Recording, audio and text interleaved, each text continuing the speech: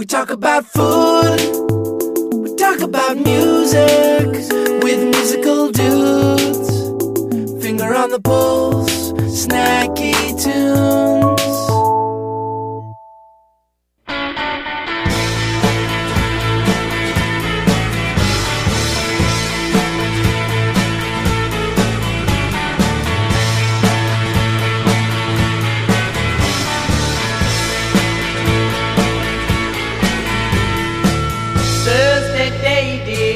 At the parade here, watching people as they float on by. All the family stayed, drinking Gatorade. So many faces, I made up my mind that we're all a part of it, we're all a part of it. Everything growing, the river that's flowing. We're all a part of it, we're all a part of it. Stock market and crisis, 16 with a license.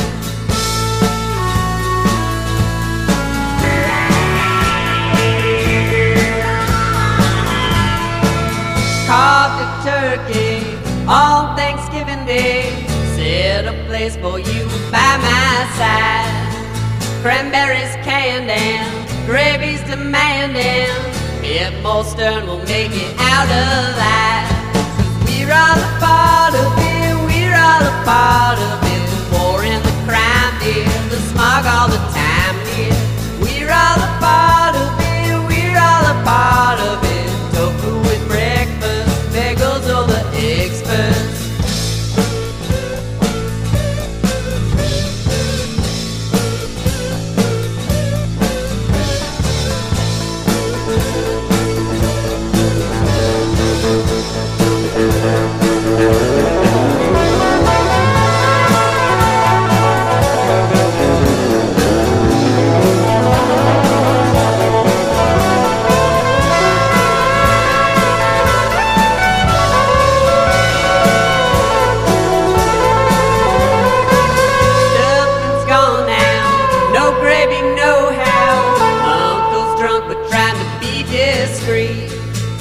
Should I take a nap or watch The Parent Trap? I turn it on as I fall asleep. 'Cause we're all a part of it, we're all a part of it. Writing on the wall, doodles and bathroom stalls. We're all a part of it, we're all a part of it. Thursday night TV and apartment with AC. We're all a part of it, we're all a part of it. We're on a hot day, sleeping summer away. We're all a part of it, we're all a part of it. The lyrics to this song, I sing them and they're gone.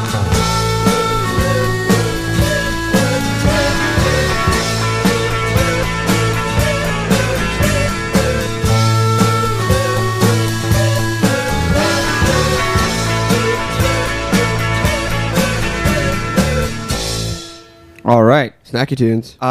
Fletcher Johnson bringing us a food-themed song, which I realize now is very rare for most of the bands playing on the show. So, appreciated. Good Thanksgiving? Great Thanksgiving. Great Thanksgiving? Very relaxed. Okay. Did you hang out, you and the fam, your bro? Mm-hmm. All that. Where is home for you guys? Vermont. Nice. Southern Vermont. So, maple basted turkeys? Normal turkeys. We got a good spread. My family's just really easygoing. It's no pressure, no getting dressed up, just t-shirts and eating a lot and watching TV. Is Thanksgiving a formal meal? I don't know anybody who has to wear a suit to Thanksgiving. Kelsey? Kelsey, anybody? No? No. At least no. tie, not a suit. Yeah. You know what? We actually, back in the day when we would wear, like, ripped jeans and torn t-shirts, we would have to, like, not wear that to the Thanksgiving table. Yeah, that's... I think jeans expandable pants are a good idea. Yes. Like elastic waistband pants. I feel like Christmas is the more... Oh, I guess Christmas is sweaters, right? Big shout out to our mom for cooking a great Thanksgiving meal. Yeah, Mom nailed it. Yeah, she nailed it. Kelsey got that big smile. Your mom should... I've met your mom You now. have met my mom. And she's the most adorable woman ever. I wish I was at Thanksgiving with your mom this year. I'm currently conversing with her and my aunt for a meatball and latke recipes I have to cook for a bunch of people this weekend. So Jewish Italian foods. yeah, it's a Jewish Italian. Anyway. So Fletcher Johnson is going to be on show with. Well, he's on the show. Well, a little bit later. He's playing live. But first up, we have the wonderful Kelsey Nixon, whose phone is that off now? It's off. I'm trying to look up a very important information. It's on airplane mode. Okay. Well, I can look up. Look at me getting in trouble on Snacky Tunes. I know. I've been here 5 minutes and you're getting mad at me, Darin. I'm What's not this mad. about? Well, Kelsey is the wonderful host of Kelsey's Essentials on the Cooking Channel, which just wrapped on the 3rd season. Yes. And I had the pleasure of producing the 2nd season with you. Sure did. Which was a lot of fun. We came in, we made that set sing, didn't we? Oh my gosh. The set got a serious makeover and it looked so much better. And that's a big shout out to Jean Lurvy, who I love. Oh, she's the best. I think from just whenever I have new design projects, whether it's like apartment or wedding or whatever. Oh, I'm I just gonna know. have- It's such a fun aesthetic. Oh my gosh, there's pizza Yeah, on there's this pizza. show? Yeah. Oh. Don't knew hold back. I wanted to go. Don't hold back. So, Kelsey, let's go back to the beginning. So you've been a lover of food your entire life, right? Yes, I have. I come from a family like many people in the industry where food was at the center of every family gathering. My great-grandparents operated a diner, so my great-grandmother would get up and make pies every morning. And Like it's American Diner? American Diner, yes, in the middle of nowhere in Utah, a place called Vernal, Utah. Oh, of course. Yes, I think there's dinosaur fossils there, but other than that, that's the only attraction to Vernal, Utah. Well, and your grandma's pie. And my grandma's pie, yes. Anyway, so I have an aunt who made cheesecakes for a living for a while. Like, food's just always been a big deal in the family, so. And so you grew up, grandma cooked, mom cook? Mom definitely cooked. My mom had a full-time job, but... Oh, right. She made the fruit pizzas, which I'd never... fruit pizza. Can you explain to fruit pizza? people... The fruit pizza. Okay, fruit pizza. I've had fruit pizza my entire life, literally. I had no idea that not everybody knew about fruit pizza. Fletcher. Fruit Never pizza? heard of- Fruit pizza? Never heard of fruit pizza. Never heard of fruit Maybe pizza. it's a West Coast Pineapple, thing. is that a fruit? No. It's like... Pineapple. No. First off, it's gorgeous. So, okay, so It's pretty. That's So an it's excellent point. You take like a big pizza pan and you make a large sugar cookie, right? A thick sugar cookie that acts as the crust. Then you make a cream cheese frosting or sauce for the it's pizza. So it's like a large sugar cookie with you add a little lemon too, because that's just And herbes de Provence, real right? nice. And herbes de Provence. Well, no, that comes later. Oh, sorry. So Jump you the got the gun. lemon Don't and the rush cream this, cheese Darin. frosting, and then you literally just take fresh fruit, strawberries, raspberries, blueberries, kiwi, tangerines, whatever it is, and you organize a beautiful pattern, right, in a circular motion, if you will. And then you take a little bit of, I'm trying to think, I've done it a couple of times where you take apple jelly or orange marmalade and you melt it down, and then you add herbes de Provence. Has a very nice fruity. Don't look at me like that. Is this cooked at all? Or you just... Well, you cook the cookie. crust, but then you put the fruit on top, and then you brush the fruit with the melted down orange marmalade in the herbes de Provence, and it makes it shiny. And I guess kinda if feel you like wanted to, you could finish it off for another minute or two in the oven. But you'd ruin the fruit. Yeah, I guess so. Yeah, you want to keep that Never fruit mind. fresh. Wait a second. I feel like there's just some recipes that are like middle of America. Yes. And then there's stuff on the coast. Yes. And nary the two shall meet unless it's a situation like Yes. this. Like something like queso. Yes. Which is definitely would never come up in the thing. Which I think, and some of the things that our friends from the South have made for us, I don't know. East Coast stuff is more just like really straightforward, like Yeah. European port food type Right. of stuff. But I think Right. I think you were just like, I think the thing I remember at and just because I'm staring at all this pizza is that like you just couldn't believe that no one heard of fruit pizza. No, I've had it like literally every holiday. Like that's what I had for a birthday cake some years. Like it just was. Well, and there's restaurants near where I grew up that serve fruit pizza. Like it was just a common. Okay, so dessert. it Wait, did wasn't. you make it on the show? I did make it on Yeah. the show. What was the viewer response?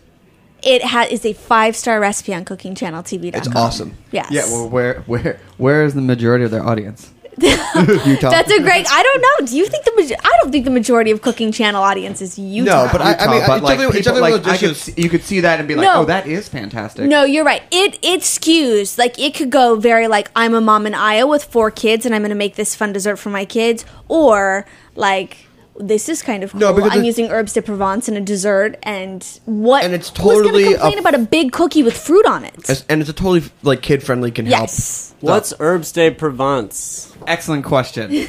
It's a collection of herbs. It's got lavender in it and thyme. It's basically it's one dry spice mixture that everyone should have in their pantry. It's an essential, if you will, because you get a lot of bang for your buck. It comes mixed, or you make it? Yes, It's like a potpourri of awesome. It's like a spice grab bag. Yeah, you could put it on everything from chicken to pork to fruit pizza. Fruit pizza. There you go. The main three. The main three. Pork, chicken, and fruit pizza. The three obvious uses. The three obvious uses. I think that's on the side of the bag too, right? Yes. So you grew up cooking. Yes. And then you went off to college. I went off to college. And in college, you made your first cooking show, right? Yes. So I went to college. Obviously, I grew up with a mom that cooked a lot, but I got to college and realized that food stopped coming. And as much as I enjoyed cooking with her in the kitchen, I'd never really taken the lead in the kitchen. And so I really had this great desire and passion to learn how to cook. So I went to a university, ironically, where nobody drinks. I know it sounds crazy. What university? Brigham Young University in Utah. But I'm sure you remember. Are you of the faith?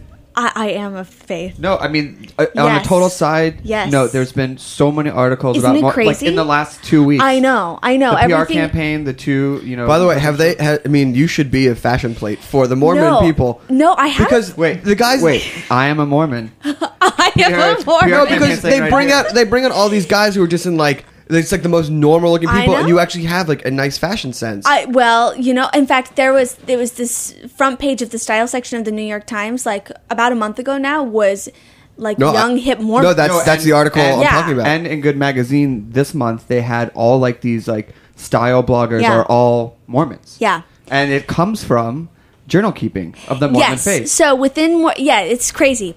So within Mormonism, it's a great religion. I'm really proud of it. It makes me a better person. I grew up with it. It's just as much my culture as it is my faith. Much like Judaism. Yes, honestly, right. Except we drink. And congratulations. But we eat pork, so you get congratulations. Congratulations. Pork, right? It's trade-off. It's a good trade-off. It's a good trade-off. But journal keeping is one thing.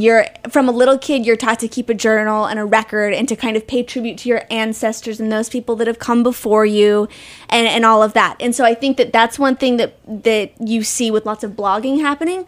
Another thing is culturally, a lot of Mormon women choose to stay home and raise kids. That doesn't mean that it's taught that women can't go out and have a career. I'm a perfect example of that. Mm-hmm. It's been nothing but encouraged. But a lot of women stay home and utilize blogging as a creative outlet to kind of make some money at home, but yet they're home with their kids, and so that's why you see. And in this article, some of the bloggers are the main breadwinners. Yeah, it's they are. It's a huge way we're talking like hundreds of thousands, if not millions of followers a month. It's instant. I had no idea. What are some of the websites? Like some of the big ones would be like Jordan Fernie runs a blog called Oh Happy Day. It's an awesome like DIY party blog to throw basic parties. She lives in Paris right now. They like literally picked up from San Francisco and moved to Paris for a year. She's got a sister who runs a blog called Design Mom that's all about like being a mom, yet she was an art director at Martha Stewart for years, and then she transitioned into being a full-time mom. She's someone who's got hundreds of thousands of people. And are you in the mix her. with them? Do you like... Because, I mean, you're like the perfect example. Well, this is the thing. I think a lot of people think that all Mormons look alike, act alike, have the same views about everything. And they're really super, super different. And so that's what's great. I don't think we're as small as people think we are. So I know who they are. And You're pretty tiny. I am a small person. 5 foot tall on a good day. But I know who they are. And I have a piqued interest because they're of the same faith as I am. But we don't all hop on a conference call every week. The article is called Sister Bloggers on Good, and they have like Nat the Rat and all those things. It's really good. Nat the Fat Rat. You've got Rockstar Diaries. You've got it's really it's a good article. And so you had your own creative outlet. Yes. Because this is before pre-internet, where you started making your own cooking show. Right. So anyway, I went to BYU. No drinking, lots of eating. Right. So the freshman 15 at BYU is more like the freshman 30 because instead of the booze, you just like are eating. Didn't you used to have like waffle parties? Yes. So there's this thing that happens at BYU that is going to seem kind of dorky to any other university, but it's the concept of a dessert night, right? So rather than going to the bar with your friends, the girls are trying to work their way to the man's hearts through their stomach. So they host these dessert nights where all the girls come and they bring their cookies or their cakes and all the boys come over and you socialize and you eat dessert. I know it sounds crazy, but it's been going on for years, and that's why everyone gets so like the better the cookie, the better the cake, the more value. Yes, at one point, I was chasing this one boy once at BYU, and it was his birthday, and I made him a cupcake solar system. because he wanted to be an astronaut when he grew up Wow. as a young So 9 boy. cupcakes? I know. It's like one of my, it was like a low dating point for were me. they to scale? Oh, I went. You would not believe. It looked like I a believe it. diorama. Believe it. Like it was. Don't throw that. You It wouldn't was believe. the worst display of desperate dating behavior And was I've like ever the space exhibited. race shit was like Pluto in the other room. Oh no! But it was like big, and he wasn't home, so I left it on his doorstep. Anyways, I digress. How But did that work out? it did not work out well. It did not. Although I think he's still single, so. And you're taken. And I'm taken. And So- you have a very nice husband. I do. So, anyways, I would host these waffle parties called the Saturday Night Waffle Bite. So at midnight every Saturday night, I'd invite everybody over to my apartment, and I would make waffles upon waffles upon waffles. And it really was secretly or subconsciously an effort to get boys in my apartment and hopefully find myself a boyfriend. This is like Fletcher was talking before about vintage shows. This is how you get boys out for Mormons. You do baking parties. For girls at rock shows, you play a vintage show. There you go. To each their own. I know, right? And so then how did these night parties turn into the cooking show? So what I was a broadcast major at BYU. I wanted to be a journalist. Learned very quickly that I didn't want to do news. I ended up applying for an internship at Martha Stewart Living in New York. Came on the internship the summer after my freshman year. And what year is this? This is 04. Okay. And I ended up being a PA on a cooking show called Everyday Food that's on Martha's. Well, it's on PBS. Oh, yeah. So after that experience, I was like, food is my calling. I want to work in food television, whether it's in front of the camera or behind the camera. This is what I want to do. So I went back to BYU, and I went to a professor in my department, and I said, would you ever do a cooking segment on the Daily News show? And they said, no, we don't have time for it. But if you want to write up a script for a show, we'll give you the bodies to do it, and you can use the school's equipment. But beyond that, if it's good enough, we'll put it on the air, and if it's not, then we won't. And there's 40,000 students at BYU, so it's a decent size school. So the show ended up kind of taking off. Long story short, over the course of 2 years, we filmed 100 episodes of Kelsey's Kitchen. Are you serious? Which was how long was an episode? 30 minutes. Are you Fast, serious? fun, and affordable programming, or fast, Are these fun, up and online affordable anywhere? meals. Do not search. They are. In fact, there's actually a pretty catchy song. I hate to even. Oh my God! Well, I could sing you the original Kelsey's let's do it. Kitchen. This is the original. We'll do theme that, song. and then we'll go to break, and then we'll come back. Okay, so like this. Something's cooking in Kelsey's kitchen. Come on in, come on in. If your belly's got that itching, come on in, come on in. The main ingredient is a pinch of lovin', and only the best comes out of Kelsey's oven. Come on in, come on in, come on in, dun dun. Anyways, that was it.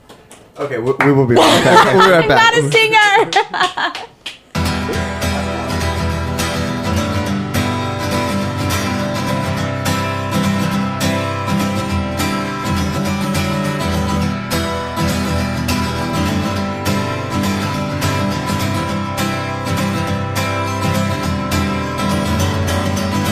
Do I have nothing good left to say? Do I need whiskey to start fueling my complaints? People love to drink their troubles away. Sometimes I feel that I'd be better off that way. 'Cause maybe then I could sleep at night. I wouldn't lie awake until the morning light. This is something that I'll never control. My nerves will be the death of me, I know. I know. I know.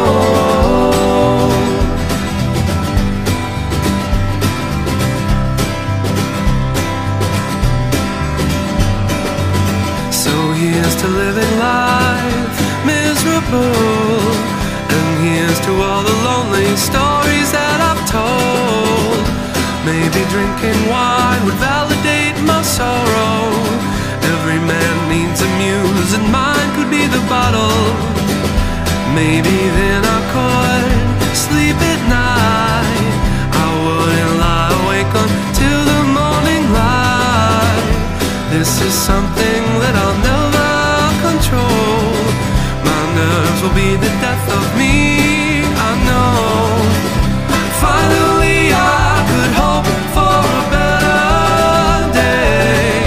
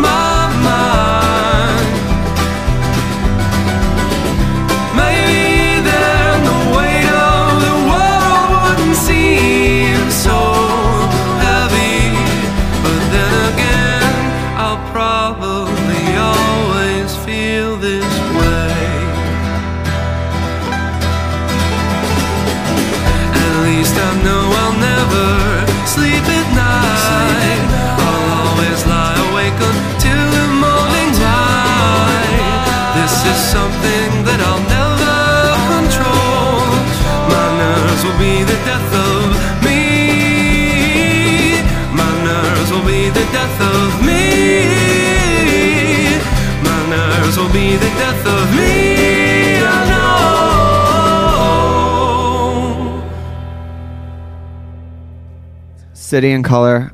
Death of Me. Yeah, look, no, you're doing just fine. Pizza in the mouth. Is that all right? Is that?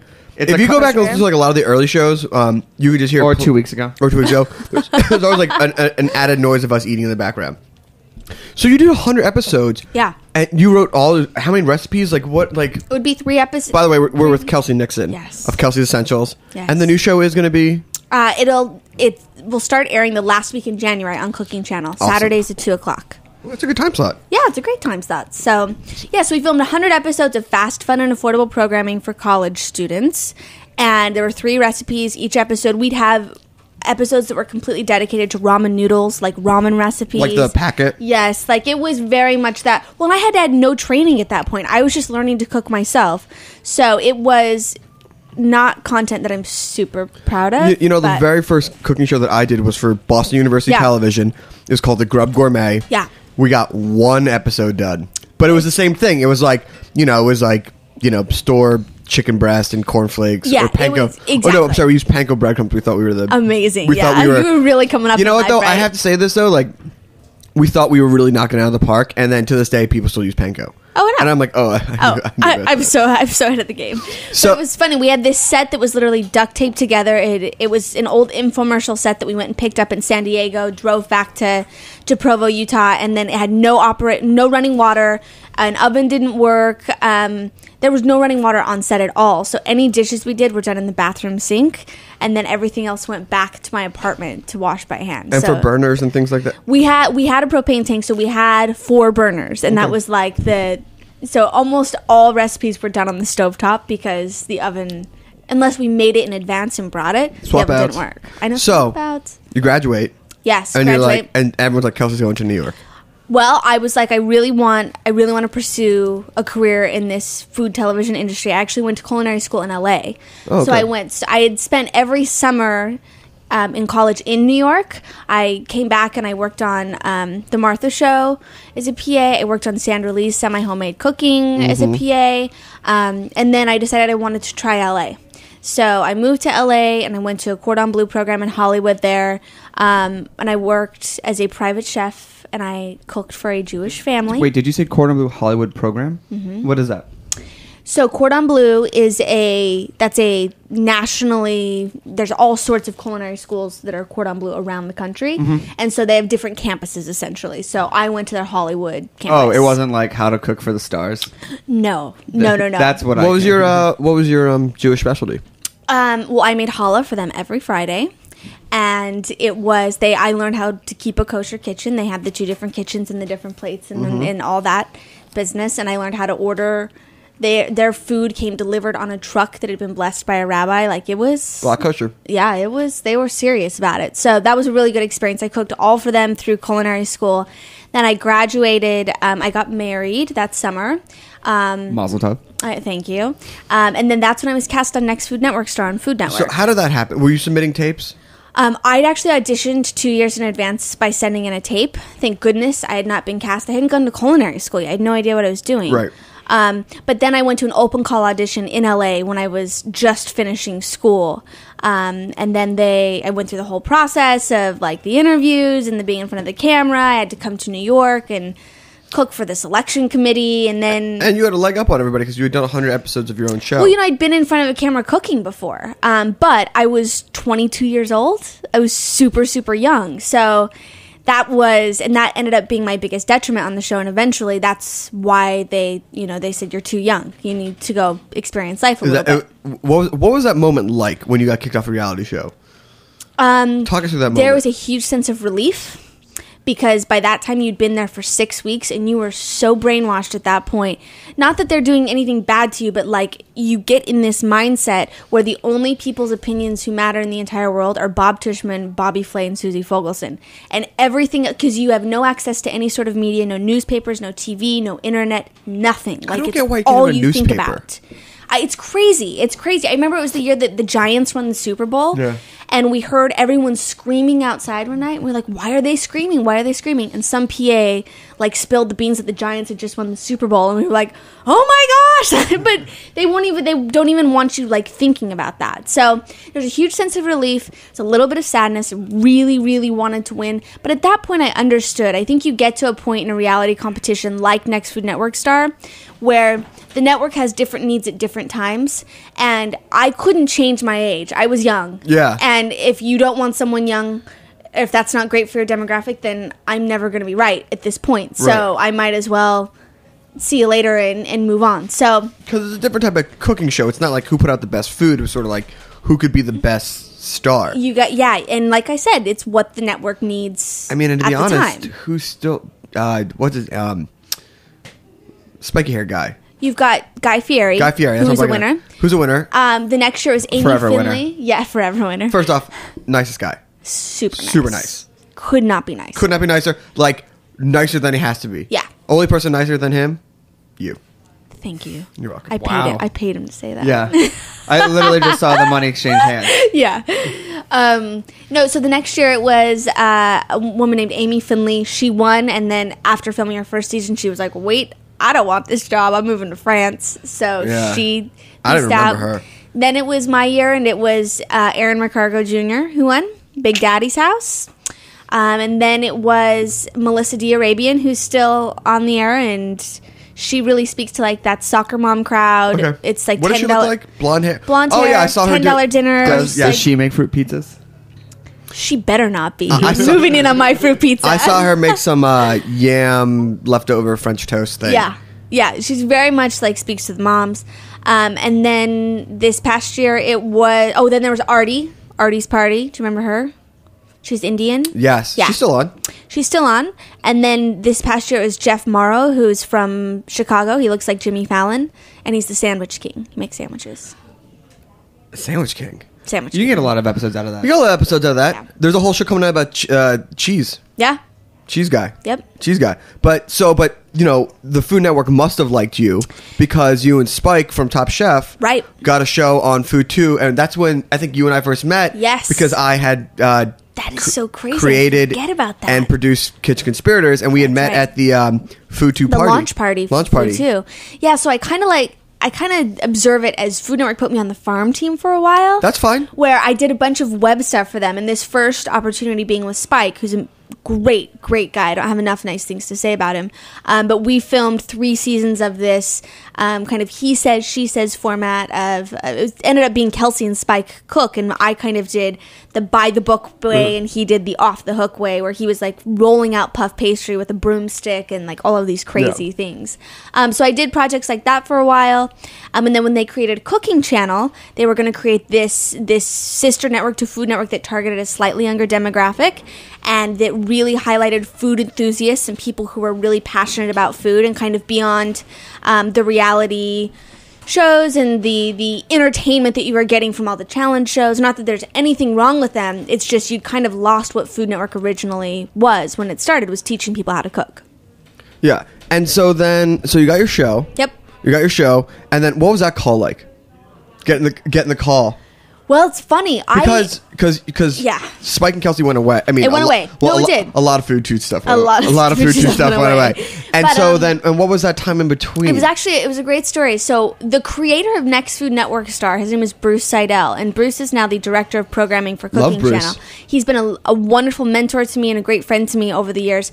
And when I read in the trades that Cooking Channel was being developed, Yeah. I literally sent him an email, and at this time he was still at Food Network, and said, any advice for an aspiring cooking show host for a way to that work hustle. my way into the network? Look at and that he hustle. responded, he said, I'm actually the director of programming for Cooking Channel. We should have lunch. And this is a man I already have a relationship Yeah. with him, but it's like, oh my gosh, this one person who's been mentoring me is now the director of programming for Cooking Channel. So we went to lunch. He talked about how he thought I was a good fit for the network, being this slightly younger age. Talked about a couple of ideas. And then I got a call from Bobby, Mr. Flay. Mr. Flay, who I know very well. Produces my show. His production company does the show. Shout out to Rock Shrimp. Shout out to Rock Shrimp. They're the best. And then we started discussing an idea for a show. And then Kelsey's Essentials was created. It was one of the first shows of original programming for Cooking Channel. And it's fantastic. It's a you great love it? show. I love it. It really is a dream job. It's everything I thought it would be, and then some. Can I ask what it's like to be a person with a food show? Like, as talent? Like, what's it like you and the public? Well, and it's interesting because for so long I wanted it. For literally 5 years, I was kind of working towards the goal, which isn't that long, I guess. But literally my mind was set on hosting a cooking show. And it's really fun. It's really great. I mean, there aren't that many... There's nothing that's not great about it, to be quite honest. What I enjoy is seeing someone on the street who may recognize me, which doesn't happen too often, but it happens every now and then. And it's kind of like making someone's day. They kind of get excited to see you, and then they want to talk about something you made on the show and something that they've recently made. So it's very flattering and rewarding, and it's great. It's a perk for sure. And the cookbook's coming out soon, right? The cookbook, I'm starting on the cookbook. Oh, you're starting. So I literally just... you wrapped on 3. Wrapped on 3, met with different publishers, and we're moving forward. So the book will be spring 2013. Can you say who's putting it out? I can't say yet, but it's a really, really, really good publisher. I'm sure. I mean, there's like 5. Yeah. So yes, it's my number one choice. It's who I've always dreamed about doing my cookbook. And then the new show. And then the new show. So I'm doing a new show for Cooking Channel called The Perfect 3. And it's kind of like Throwdown meets Best Thing I Ever Ate. Every episode has a theme. So whether it's pizza, burger, sandwiches, cake, and you take 3 Food Network or cooking personalities, and they all demonstrate their perfect take on a burger or whatever it may be. So you may have Bobby, Giada, and Ina. And then we've been conducting recipe contests online to find an at-home winner who thinks that their burger can rival anybody else's, or their slice of cake or sandwich, whatever. Are you on every episode, or are you hosting? So I am now hosting. We did season 1, where I just actually worked with the at-home winners, and they came and filmed a web feature that was tossed to from the show. The show was really successful, season 1, but now they've asked me to actually host the show, and so the 4th segment of every episode will be me cooking with these at-home winners, and then I'll be doing all the voiceover work and everything for the show. Is there a catchphrase? Do you have a catchphrase? I don't know. I think we don't film until early February, so I don't know that I know about the catchphrase yet. It's holiday homework. Holiday homework to find a catchphrase. You gotta have that catchphrase. Just put a different one in your journal every day. There we go. I know. And Blog about it. Blog about it, and we'll have a nice selection to choose from come February. Remember, because there was like, are you ready for a throwdown? And all that stuff. I know. We're gonna need a catchphrase. And what else you got coming up? Anything? I have a big holiday special on Cooking Channel airing this week called Cookies and Cocktails. It's in I'm sorry. Or Cookies and Mocktails, if you will. So all mocktails. Not all mocktails. So get this. It's me and Chrissy Teigen who are hosting this. And I don't know that you know who Chrissy Teigen is, but you definitely know who her boyfriend is. Her boyfriend is John Legend.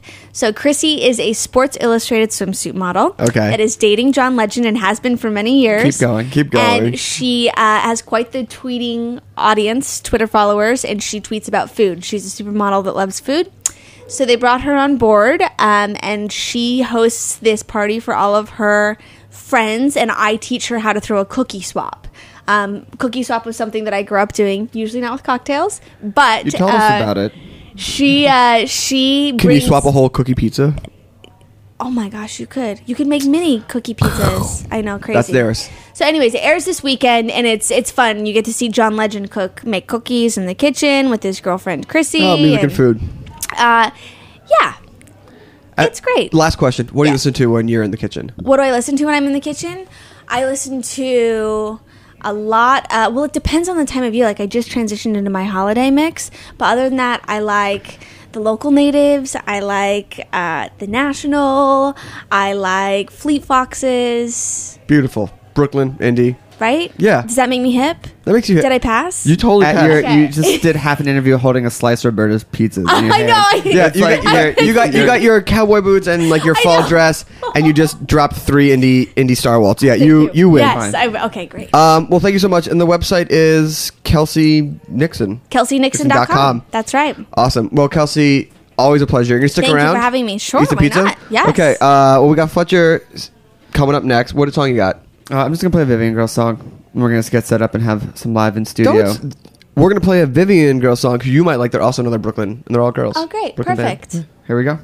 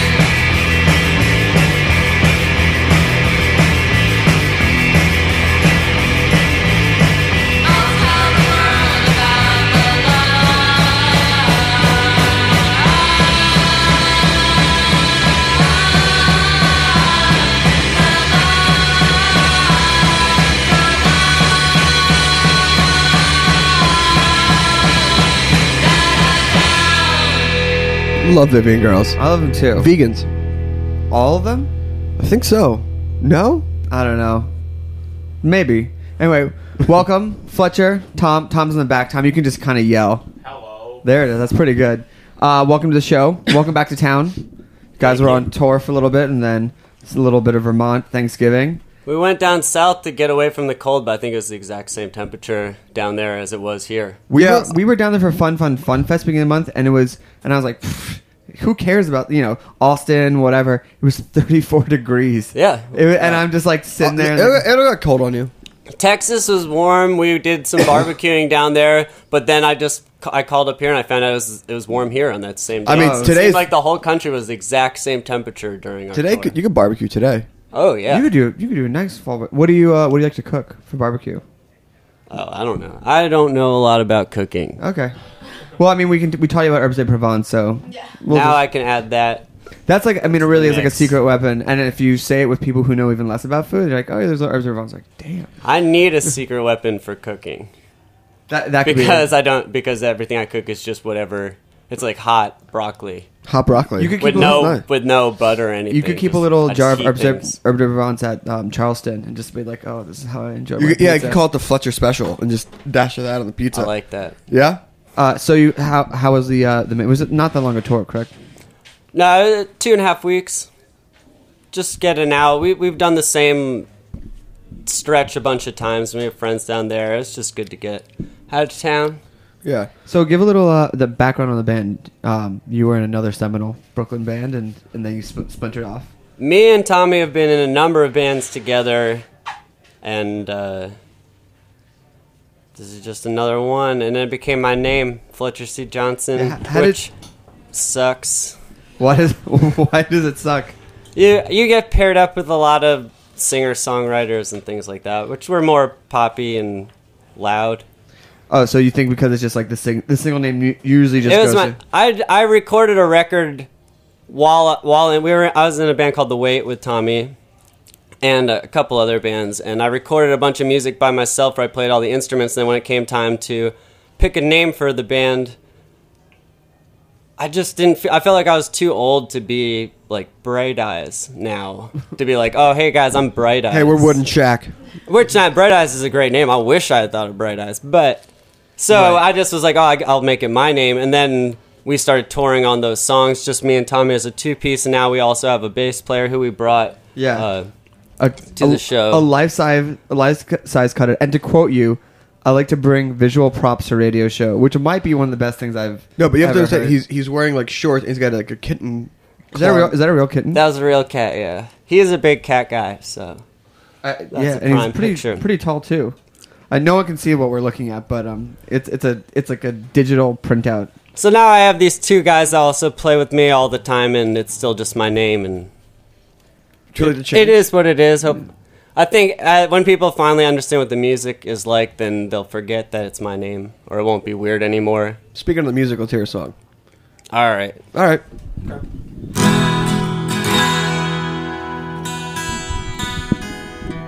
Happy birthday.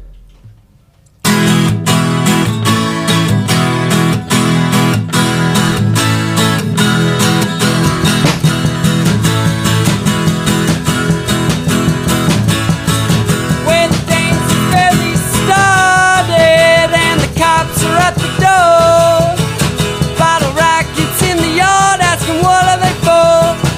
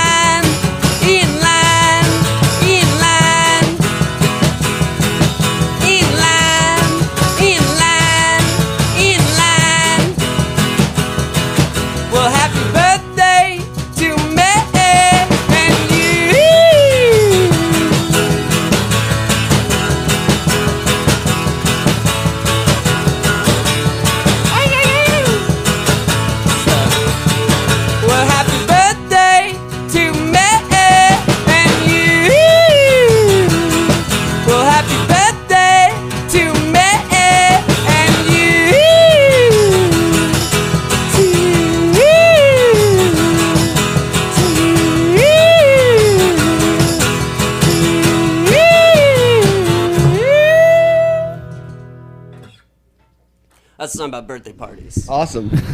Any birthday party in particular that inspired it, or just There is. It's basically about.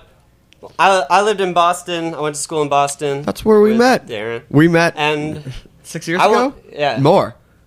9? I want to tell the story how we met, which I don't even know if you know the full story. I don't even think. I mean, how it began. It began Kelsey, with the house. in my college times, there was a lot more drinking. There It was. seemed- So glad that someone was doing it. I won't tell the whole story. no? Tell the if you whole don't story. want- No, let's But- hear it. all right. Hey mom, turn it up. Okay, so how do we meet in Boston?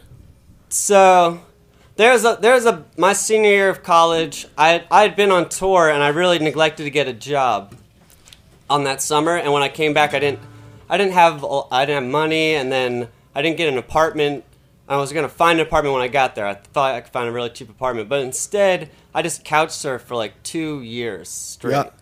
Some of those I had a months lot on our of friends couch. by then in Boston. I've been living there for a long time. It seemed easy, and I got on this thing where I would stay a place once every 14 days. I had 2 weeks of people, and I rotated so I didn't overstay my welcome. And I had this whole thing worked out, and I would just run with that, and that's what I was doing for college. Now, Darin lived in a party house, for sure. You do shows. There was a dirty mattress in the basement, just a dirty. It was. For no reason. There was never any toilet I don't know if you remember. paper, I don't think. There was toilet paper. I don't know if you remember, but the landlord had painted the floor with water-based paint red, and so after every party, it just looked like a murder scene because there's just like red paint everywhere, which was a very big surprise the first time it happened. When we woke up the next morning, we're like, "What? Is everyone okay?" And then yeah, but yeah, you. I didn't know. You guys had definitely been established and been doing stuff for a long time. I didn't know anyone at the house. I went to Emerson. I didn't know a lot of BU people particularly. We knew Jill, but she was. I at knew Emerson. Jill. Yeah. And then, so I ended up at a party at your house, and everyone was going crazy, and it was a really big party, and it was super fun. And then at the end of the night, it was like a Saturday night, and at the end of the night, I was like, all right, well, like going through my list, figuring out whose house I'm going to go to. But looking around, I mean, you guys, there was like vomit in the bathroom and no food in the kitchen. Everything was dirty. I was like, these guys aren't going to care if I just go to sleep on the couch. That is the right answer. I was like, I'll get either they'll kick me out or everyone was pretty much passed out. It was the end of the night. I'd been partying really late. I just passed out on the couch. I was like, let's see what happens here. I woke up to he lived a lot. It was like 8-9 people lived there or something. I woke up to the whole group of people who lived there around me. They were all watching MTV and like just talking shit on the videos. And then they kind of woke me up and were like, hey guy that we don't know, hey dude, we're gonna go get burritos. Do you want a burrito? Yeah, And that I was sounds like, about oh, right. I do. Wait, where do you guys always go? It was like We went to Anna's. Anna's, yeah. Yeah. So we went to Anna's, which I had never even been there, and then I left after I got to know some people. We ate some burritos, and then that night I was like, oh well. Now looking at my list again, whose house am I going to? I thought, well, I wonder what those dudes are up to because they seem pretty cool. So I just went back to your place. I just walked. I didn't know you really. I didn't even really knock. I just walked in the door. Everyone was back on the couch. I think watching MTV again. Yeah, that sounds about right. And I just sat down, and then I knew everybody, and I still know everybody from the house. I mean, Wait, so how long did you live on the couch? a couple weeks, months. It became on. part of my rotation. Yeah. Wait, can you explain what this list was? By the way, you are the most conscientious, like nice couch surfer because we have had people who have posted up like at our house for like 3 months without even like an acknowledgement of like what's going on. What's the list? When you say like, I mean, it was physical. I actually kept I don't know why I had a list. I actually had a list of every place that I stayed for the whole time I was couch surfing. I just had a little note about where I stayed. I thought that would be interesting to me someday. I lost it. I lost the list. I don't have it. But, If you only had that list, it's probably one of those places. yeah, you guys were on the list a lot after that until the end of that school We had a year. good time. That was a great time. I love, and you mean, guys no, were way different. I don't know. There's a whole different. Your guys were different than my guys I've been hanging out with. It's kind of a different vibe. Well, because And no one really like because I think everyone had a room in their own space, and like really that's what it comes down to in college is like having space, and like no one cared what happened on the couch. No, It's just like first off, as you I can was tell, welcome. there was no food to take, there was no booze to take, there was nothing there. So sort of like, okay, this guy's on our couch. Okay, like that was it. And I then think if it wasn't me, it was going to be someone else. It seemed like so. yeah, it was. Now, did you ever play a show at the house? I didn't. But you were around in the Boston scene when you were playing music back then? I was in the Boston scene early on in punk bands. By the time I wasn't really playing in Boston. I did a tour with guys from Vermont that I grew up with. That was the summer before, with a band called The Curl, which was me and King Tuff from the band King Tuff, who's also from my hometown. And me and Tommy play with him still to this day. Let's hear another song. Let's get another song. Let's rip another tune. Got any Boston-inspired stuff? No. Yeah, forget it. I wrote a Boston song, but it was way too cocky. It was like because there's a lot of fighting in Boston. Like it's really fight crazy. It was like about getting into fights, but I never really got into fights. Yeah. It was a total lie. No, it was. I tried to write an honest song about Boston, but it wasn't honestly about me. How about it's cold and I'm drunk and I'm sad? Yeah. That's sort of whose the couch am I gonna stay Yeah, on? exactly. All right, let's hear another song. Small town. This is a song about Vermont. That's simple.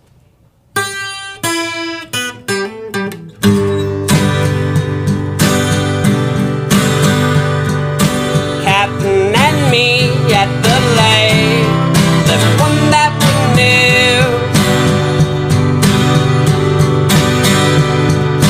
She said she loved me, but then what else could she do? 'Cause I know it's not the choices we made that led us here for heaven's sake.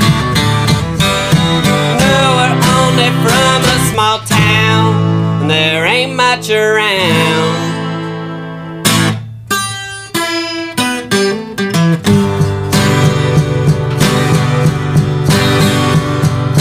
Meet at my car after school. Yeah, what should we do? Lay in my arms, it'd be cool. Just laying around. 'Cause I know it's not the choices we made that led us here for heaven's sake. No, we're only from a small town, and there ain't much around.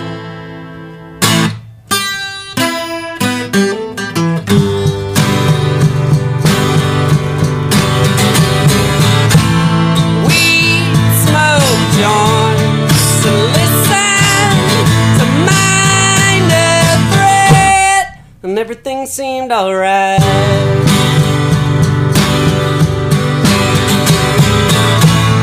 On your couch and kissing while your folks were out, and everything seemed alright. To me, everything seemed alright. Can't you see?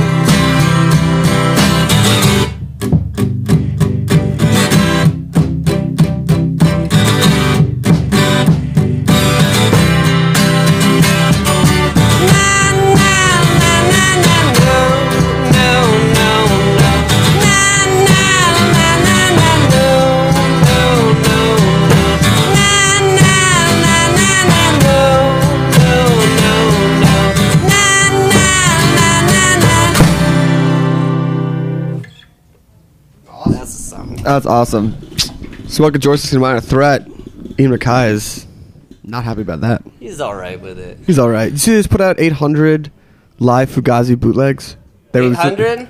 Like no joke, they recorded every show because they were like liking it more to like just freeform. That's Pearl Jam style. Yeah, but they recorded so it's all going up online. There's like 130 up going this week. 800. But they already put out a lot. I mean, they put out instrument. Anyway, whatever. Enough about Fugazi. I initially had the lyric, we'd smoke joints and listen to Rolling Stones, because that was more what I listen to now. But then I realized if I was actually talking about high school, I had to be honest. Yeah. No, but And I but changed. How much? I'll be honest. I like that approach- line better because it's like a juxtaposition. Yeah. Because it's like the idea of like you love Minor Threat, but you're smoking joints, and they were like they invented. I've always I Straight heard edge. Minor Threat, I was just like, oh my god, what is this? Right? It's like nothing I'd ever heard. Yeah. I thought Not your dad's rock and roll. Bombshell by Operation Ivy was the fastest song ever written in the history of music before that. Well, then I seeked even faster and faster. What's your favorite fast music song? I don't know. I mean, I got really into like Infest and like power violence bands and stuff like that. I think Minor Threat was my edge. I think they had just still enough melody to keep me involved. I got really far from melody, and that I could get those years back from punk, and I wouldn't feel bad about it. It owes me like 4 or 5 years. Punk goes through 4 or 5 years of your life. Yeah. Now that there's so many rock and roll bands, I feel like some younger kids are just writing way better songs to me. I'm angry because I've spent so much time learning really terrible songs. Oh, just like 3 power chord. Yeah, and they sound great, and I can't do it. These 18-year-old kids are just nailing it. Well, maybe just leave in the way for them. Maybe listen to your album. You've mentioned honesty like a couple times about songs. I feel like there's like a number of approaches to writing songs. There's either like songs about life or fictional things. And why have you taken? I don't like, really write fictional songs. Yeah, why have you just taken like the honest approach as opposed? Why is it Minor Threat and not Rolling Stone? I don't know.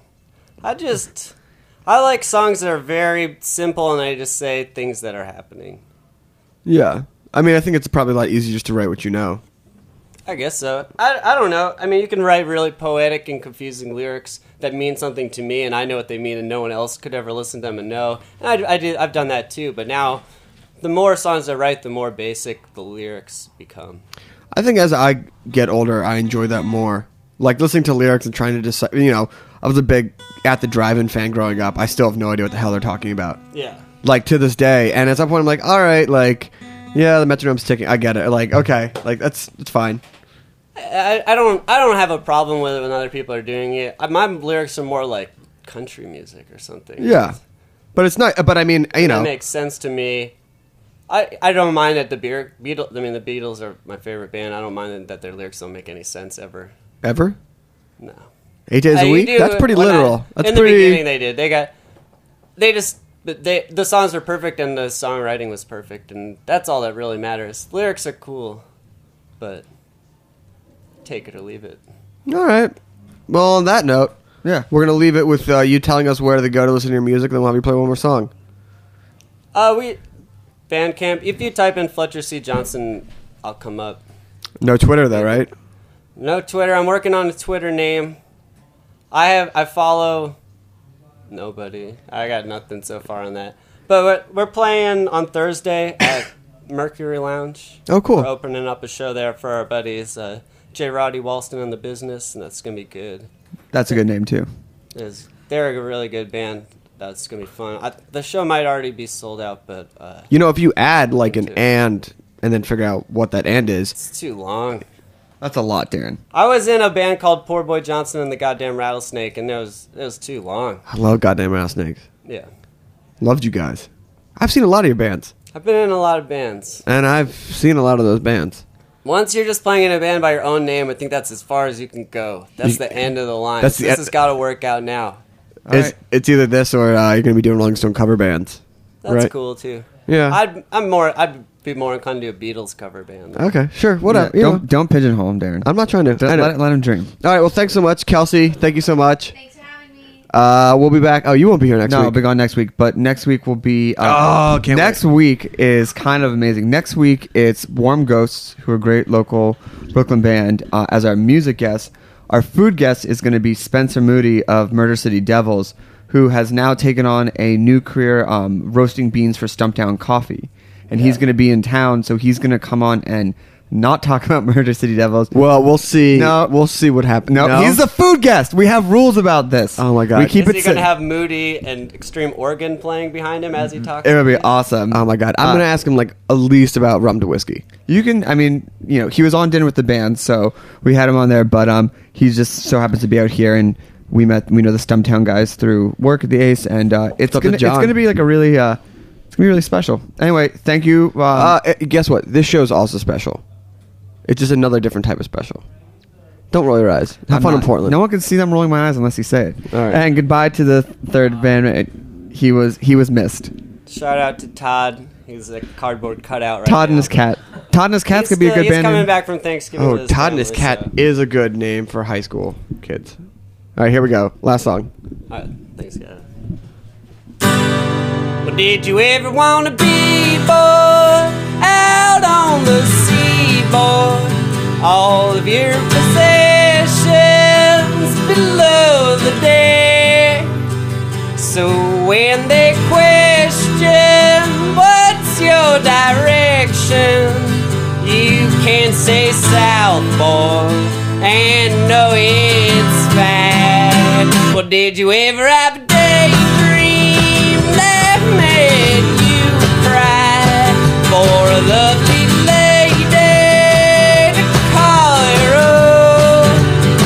And then you ask that lady, does anyone really know me?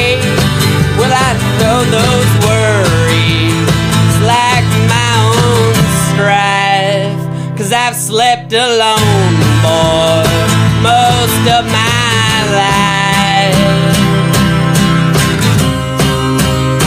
Well, do you wanna know me, girl?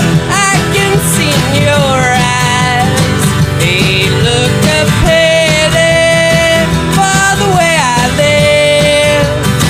Well, I may not be striving, but I'm surviving, and I love the nighttime, and I can dig that sunshine each morning before I lay down and go to bed. But all you know I like and exaggerate my life. But in the tales I tell are some truths themselves. Well, don't you know? Thought everybody knows. Well, don't you know? Oh, oh, oh, oh.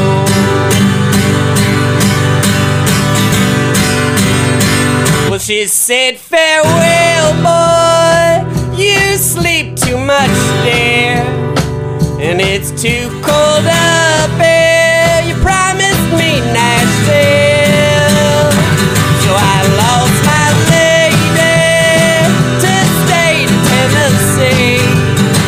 But I want her back, boy. Yeah, I need her here. Yeah, I want her back, boy. Yeah, I need her here. Thank you, guys. Snacky Tunes.